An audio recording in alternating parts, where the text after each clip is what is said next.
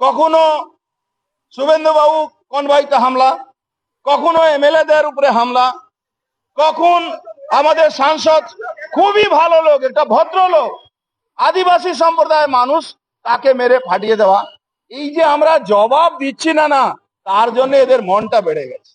এরা যখনই কিছু করবে একদম ওই কামাচি নিয়ে আর ঝান্ডা নিয়ে বেরোবেন না, লাঠি মধ্যে ঝান্ডা রাখবে, লাঠিতে ঝান্ডা লাগাবেন। আর এরা যখনই আসবে তখনই ভালো করে এদের দাওয়াই দিতে হবে, নালে কিন্তু এদের মন বেড়ে যাবে। আর আমাদের কর্মী মধ্যে ভয় দেখাবার চেষ্টা হচ্ছে। এই তো এমএলএ কে মারলাম, তো এই এমপি কে মারলাম, কি করলো এরা? ভাই এরপরে তুই করে নে, তারপরে তোর অবস্থা হবে। আমি রাস্তায় আস্তে আস্তে বলছিলাম যে আজকে যদি একটাও গুলি চলে তাহলে এই কল্যাণ বাবু যেখান থেকে বেরিয়েছ সেখানেই ঢুকে যেতে হবে, এটা মাথায় রাখো। এই কথা বলে সুকান্ত দা বলবেন, আমি আমার বক্তব্য শেষ করছি। ধন্যবাদ।